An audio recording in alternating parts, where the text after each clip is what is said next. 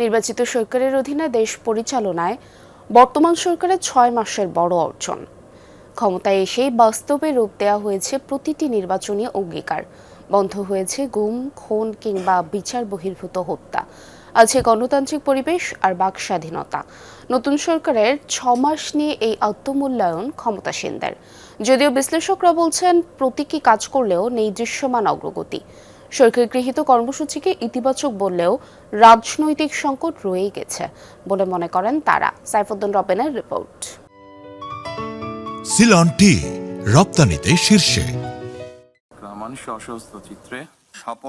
12 ফেব্রুয়ারি অনুষ্ঠিত স্বতঃস্ফূর্ত ও গ্রহণযোগ্য নির্বাচনে বিপুল সংখ্যাগরিষ্ঠতা পায় বাংলাদেশ জাতীয়তাবাদী দল বিএনপি।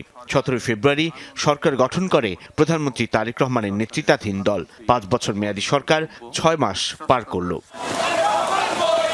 প্রতিদিনই সরকার প্রধান তারেক রহমান পার করছেন ব্যস্ত সময়। প্রধানমন্ত্রীর কঠোর নজরদারিতে মন্ত্রীরাও তটস্থ। নির্বাচনী প্রতিশ্রুতি অনুযায়ী সরকার বাস্তবায়ন শুরু করেছে ফ্যামিলি কার্ড, কৃষক কার্ড, খাল খনন, ইমাম ওলামা মাশায়েখদের ভাতা দেয়া সহ নানান সামাজিক কর্মসূচি। এসব অঙ্গীকার বাস্তবায়ন শুরুর পাশাপাশি অর্থনৈতিক উন্নয়নে আগামীর কর্মপরিকল্পনা নির্ধারণকে সরকারের এই সময়ের অর্জন বলছেন দায়িত্বশীলরা। গোটা জাতি মূল্যায়ন করবে যে প্রতিশ্রুতি প্রধানমন্ত্রী দিয়েছেন সেই প্রতিশ্রুতিগুলোর বাস্তবায়ন হচ্ছে কিনা। প্রধানমন্ত্রী ব্যক্তিগতভাবে তার সাদাসিধে জীবনযাপন, এত পিপল ওরিয়েন্টেড, এগুলো সব কিছুই বিবেচিত হবে। ধারাবাহিকভাবে কোনোটাতে প্রি ট্রায়াল, কোনোটাতে ট্রায়াল, ফেজ 1, এভাবে কিন্তু প্রত্যেকটা কর্মসূচিকে বাস্তবতায় পরিণত করা হয়েছে, যেগুলো একটা সময় অনেকে মনে করছিলেন নিছক পরিকল্পনা। শিক্ষা এবং স্বাস্থ্যে যে গুণগত সংস্কার প্রয়োজন, মৌলিক কাঠামোগত পরিবর্তনগুলো রয়েছে, সেগুলো করা হচ্ছে। দেশের কিভাবে আরও বেশি আমরা বিনিয়োগ আনতে পারবো, কিভাবে আমাদের প্রবৃদ্ধি বাড়বে, কিভাবে কর্মসংস্থান তৈরি করবে, নারী এবং তারুণ্যের আকাঙ্ক্ষাকে কিভাবে ধারণ করবে, সেগুলো নিয়ে কাজ চলমান রয়েছে।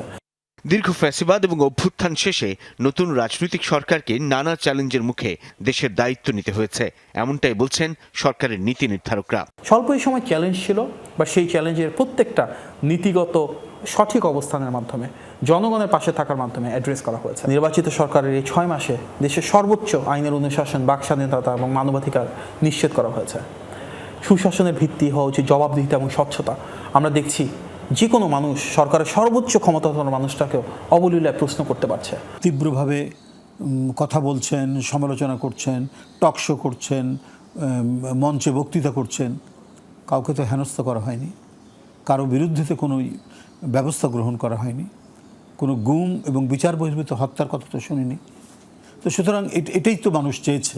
6 মাস সরকারি মূল্যায়নের জন্য পর্যাপ্ত মনে না করলেও জনবান্ধব কর্মসূচিকে ইতিবাচক বলছেন বিশ্লেষকরা। তবে সংস্কার নিয়ে রাজনৈতিক সংকট বেড়েছে বলে মনে করছেন তারা। খুব খারাপ করেছে এটা বলা যাবে না, আবার খুব ভালো করেছে এটাও বলা যাবে না, কিন্তু রাজনৈতিক সমস্যাটা রয়ে গেছে। জনগণ স্বাভাবিকভাবে আশা করছিল যে এই সমস্যার সমাধান 6 মাসের মধ্যে হবে। সরকারি দল ও বিরোধী দলের অবস্থানটা এত দূরবর্তী যে এই সমস্যার সমাধানটা হয়নি, এবং আগামী কিভাবে হবে সেই প্রশ্নটা রয়ে গেছে।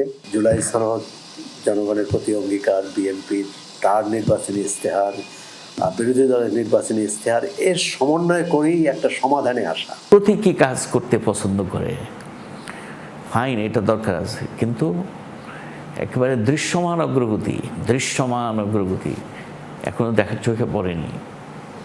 অর্থনীতির ক্ষেত্রে বলেন, রাজনীতির ক্ষেত্রেও বলেন, সামাজিক নীতির ক্ষেত্রেও বলেন, আমি তো কিছু দেখি না। তবে একটা আপাত স্থিতিশীলতা আছে।